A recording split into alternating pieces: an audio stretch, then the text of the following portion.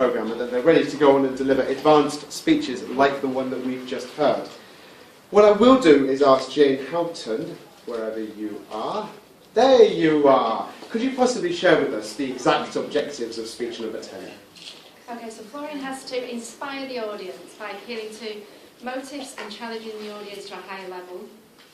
Appeal to the audience's needs and emotions using stories, anecdotes and quotes, and to avoid using notes.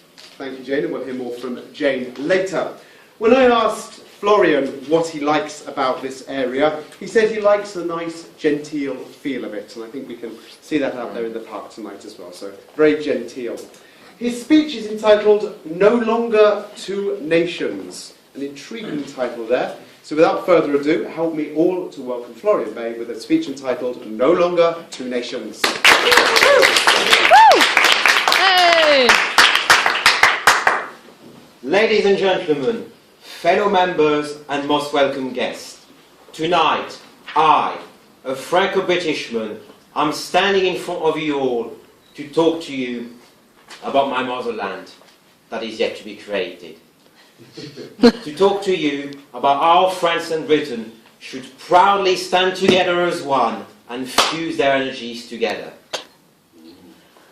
About how France and Britain, inspired by their common history that was nothing less than an epic, should look towards the future and towards achievement that are greater even.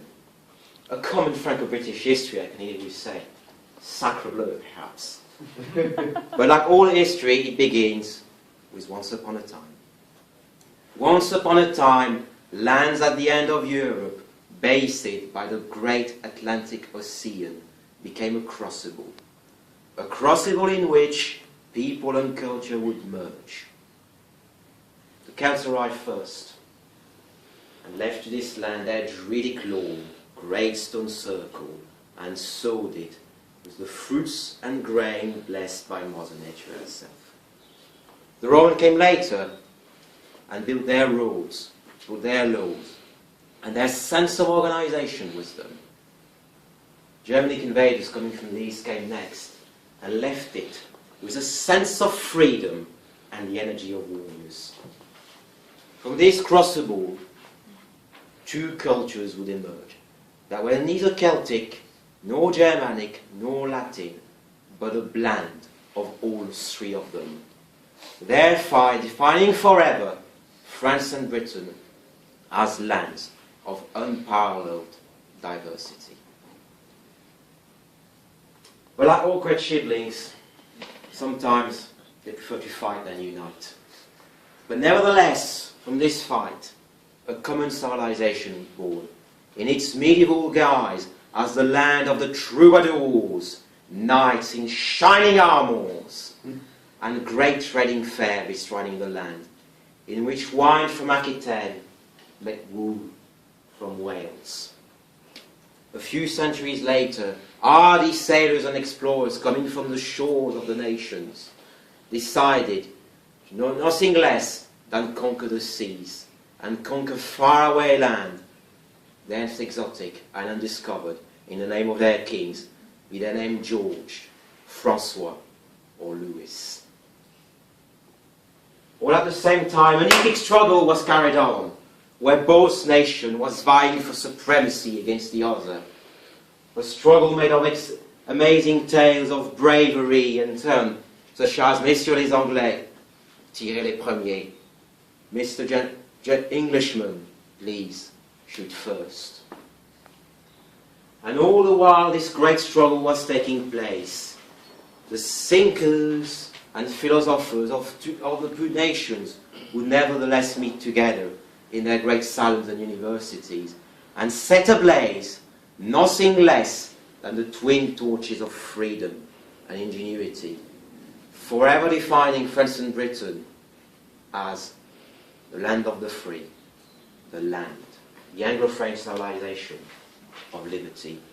It was no coincidence, perhaps, that finally the two brothers decided that fighting was not so much an option anymore and opted for a cordial entente.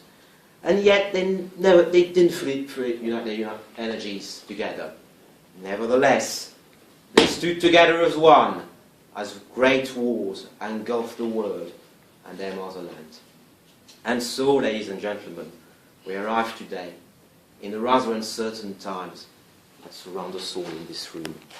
Uncertain times in which France and Britain have yet to realize that they are the same twin branches of a tree that was sowed long ago somewhere on the shores of Europe. Uncertain times in which we have committed the greatest sin any nation, corporation, or individual like us can commit. The sin of ceasing to believe in oneself. How could we do that? The French and the British, two great nations whose epic rivalry and history forged the modern world as we know it. How could we dare doing this? Really? It is why I'm therefore calling upon the twin brothers, France and Britain, my fellow sons and daughters of a Franco-British nation that is yet to be built. Both native, or perhaps, like a lot of us in this room, adopted, to fuse our energies into one, and to look towards a future together, inspired by the epic that was our common history. Let this fuel achievements even greater than the ones we've achieved in the past.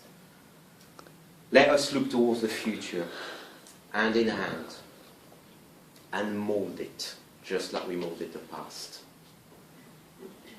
We might speak different languages, but in this diverse world, this is merely a weapon waiting to be unleashed upon the world, to conquer it in peace with all goods, all products, and all culture. Just in case anyone has noticed, there is a great river that separates us. But after all, we managed to turn underneath it. We managed to build white swarms that would fly faster than the sun and the sound in the highways of the heavens, linking all people together. So let's bridge this river as well. But more importantly, let's do with it what it should always have been. Let us channel it into being nothing less than the entryway to Europe, on whose bustling shore the heart of a continent would lie. All children have dreams.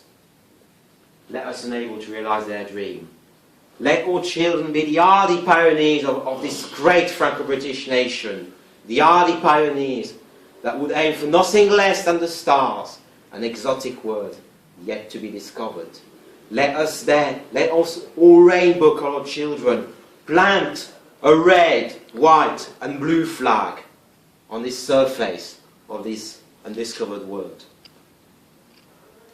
Today, ladies and gentlemen, I call upon the twin brothers, the Anglo-French civilization, to realize that whatever differences we may have are complementarities. That what unites us is stronger than what divides us. Today, ladies and gentlemen, France and Britain must stand by one. Let us build a Franco-British nation that will stand the test of time. And let's make her number one.